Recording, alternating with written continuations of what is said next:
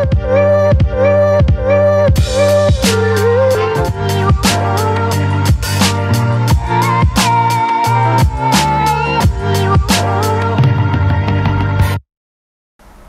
sepak bola, teman-teman netizen atau warganet yang saya hormati semuanya. Welcome back ke konten terbaru dari channel YouTube Triple B. Dan di konten terbaru hari ini saya ingin memberikan preview dari dua pertandingan IPL. Yang pertama antara Fulham versus Manchester United dan yang kedua antara Newcastle United versus Arsenal.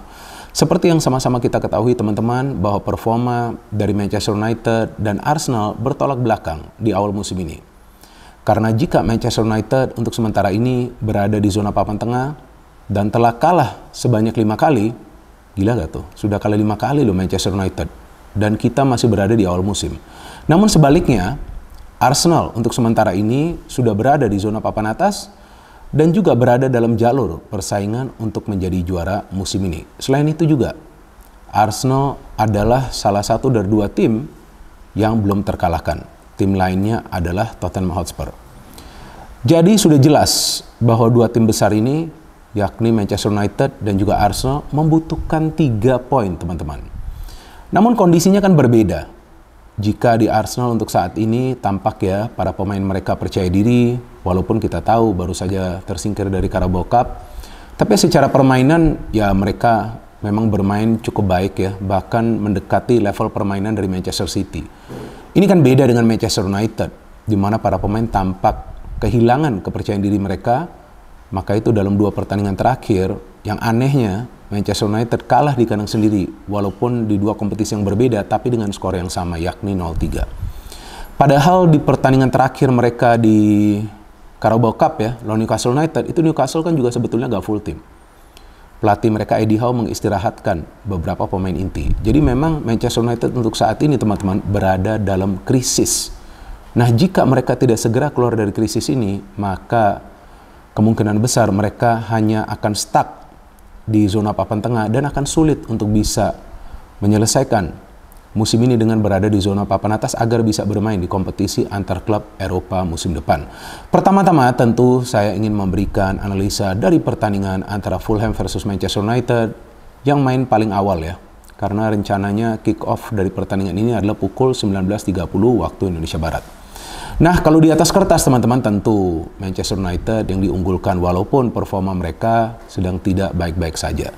Karena Fulham di awal musim ini juga bukan merupakan tim yang kuat seperti musim lalu. Tampak jelas ya para pemain dari Fulham ini sering lengah ketika mereka berani bermain menyerang. Padahal musim lalu tim ini bermain pragmatis dengan pelatih mereka Marco Silva. Tapi di awal musim ini tampak mereka berani bermain terbuka dan itu yang membuat mereka sering mengalami kekalahan. Apalagi di kandang sendiri, sekarang Fulham bukan merupakan salah satu tim yang kuat. Buktinya, Chelsea saja bisa menang di kandang Fulham dengan 0-2. Kan padahal kita tahu bahwa Chelsea juga lagi sulit untuk meraih kemenangan. Jangankan sulit untuk meraih kemenangan, untuk mencetak gol saja Chelsea ini kan lagi sulit. Tapi mereka bisa menang di kandang Fulham teman-teman dengan skor 0-2. Artinya Fulham sendiri juga kondisinya sedang tidak baik-baik saja seperti Manchester United. Tapi bedanya, para pemain Fulham kepercayaan dirinya lagi bagus karena dalam 2 pertandingan terakhir di semua kompetisi mereka tidak terkalahkan. Sebelumnya mereka bisa menahan Brighton di kandang Brighton dan kemudian mereka bisa menang lawan Ipswich Town di Carabao Cup. Nah, ini yang harus diwaspadai oleh para pemain MU karena kemungkinan para pemain Fulham akan berani bermain menyerang dengan mempertimbangkan performa dari MU yang memang lagi merosot. Sedangkan bagi Erik ten Hag, inilah momen untuk membuat timnya bangkit dari keterpurukan. Karena kali ini lawan yang mereka hadapin sebetulnya bukan merupakan lawan yang kuat. Bukan saja di atas kertas, tapi sebetulnya dari segi materi pemain juga. Bahkan penyerang mereka Raul Jimenez saja sudah mulai sulit mencetak gol. Walaupun mereka masih punya Palhinha, mereka masih punya Iwobi yang mantan pemain Arsenal, mereka masih punya Ben Leno juga mantan pemain Arsenal dan pemain-pemain lainnya. Artinya Fulham ini mengandalkan permainan yang kolektif. Namun sebaliknya dari Manchester United, saya pikir para pemain harus bermain dengan disiplin.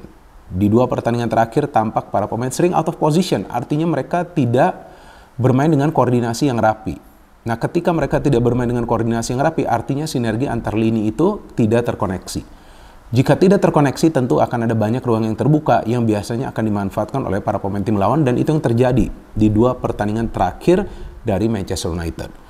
Dan kabar buruknya bagi Manchester United bahwa Casemiro akan absen di pertandingan ini karena di pertandingan lawan Newcastle dia cedera. Maka itu kan dia tidak bermain full, padahal dia ditunjuk sebagai kapten tim dalam pertandingan itu kan.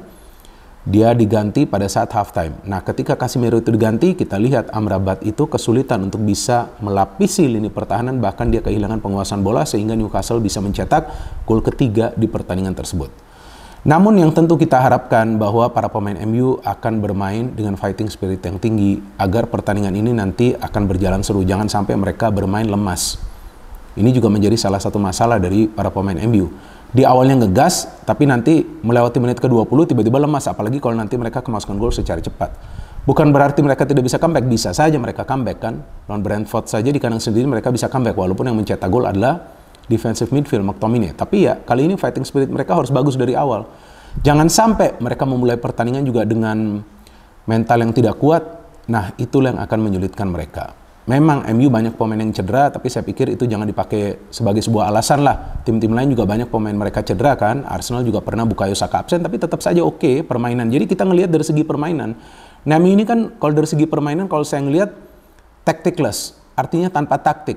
Para pemain itu kehilangan arah di atas lapangan. Nah, artinya Erik ten Hag harus memberikan pemahaman kepada para pemain seperti apa sih sebetulnya dia ingin tim ini bermain. Nah, kalau mau main defend and counter juga agak masalah, karena sekarang yang dibutuhkan Manchester United adalah poin. Apakah itu 3 poin atau minimal 1 poin. Memang sejauh ini dari 4 pertandingan yang saya prediksi tentang Manchester United, ya tidak ada yang benar. Salah semua. Dan salah semua itu karena saya menjagokan MU, ternyata mereka kalah. Tapi untuk pertandingan nanti malam teman-teman, feeling saya Manchester United akan bisa meraih kemenangan.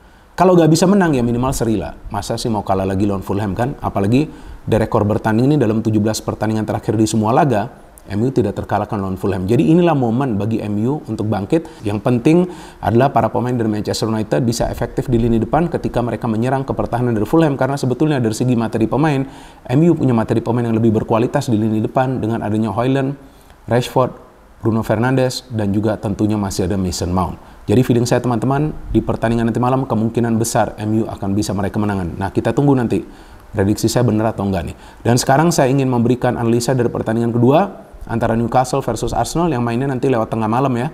Pukul 00.30 nih nanti kick-off-nya. Nah, ini menarik nih. Newcastle baru saja menang nih lawan Manchester United. Tapi di pertandingan tersebut Eddie Howe mengistirahatkan banyak pemain inti karena juga ada pemain-pemain lainnya dari Newcastle ini cedera. Nah, sebaliknya Arsenal juga melakukan hal yang sama dengan Arteta kan, dia melakukan rotasi, tapi Arsenal kalah lawan West Ham. Namun secara permainan nggak buruk juga. Nah, kita tahu bahwa musim lalu Arsenal tuh bisa menang di kandang Newcastle ya, walaupun di kandang sendiri mereka ditahan draw. Tapi saya ngelihat bahwa Newcastle di awal musim ini permainannya berbeda karena mereka berani bermain menyerang dan itu yang menjadi bumerang bagi mereka. Maka itu mereka banyak kemasukan gol. Ini beda dengan musim lalu, mereka bermain sangat pragmatis, defend terus, sesekali counter tapi itu berhasil. Dan juga kita tahu Newcastle banyak pemain-pemain mereka yang absen.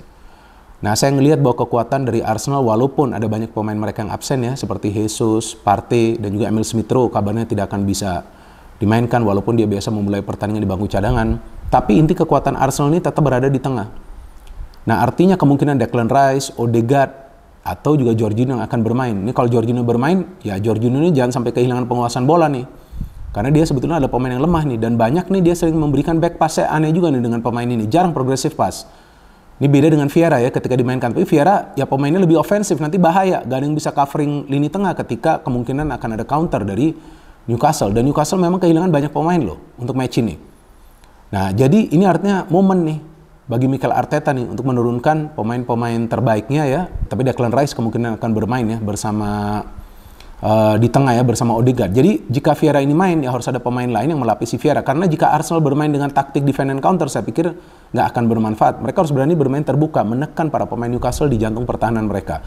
Karena sama seperti Manchester United, Arsenal itu punya kualitas di sepertiga bagian lapangan dengan pemain-pemain yang bagus seperti Bukayo Saka, Martinelli, dan kemungkinan di pertandingan nanti yang main adalah Nketiah ya, yang kita tahu performanya lagi oke juga. Atau mungkin juga Kai Havertz bisa bermain sebagai false nine. Tapi di belakang nih Arsenal harus tangguh. Saliba dan Gabriel harus tetap bagus ya, harus solid di pertahanan, dan tentu David Raya kita harapkan tidak membuat kesalahan.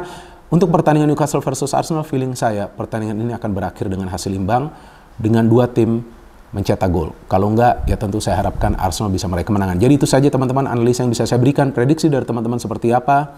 Tapi intinya dari saya, adalah bahwa Erik ten Hag belum habis. Ini adalah momen bagi dia untuk membawa timnya bangkit, sedangkan Arteta di pertandingan nanti dilarang ceroboh, artinya dia harus menentukan starting lineup yang kuat, dan jika dia perlu melakukan pergantian pemain, jangan menunggu terlalu lama.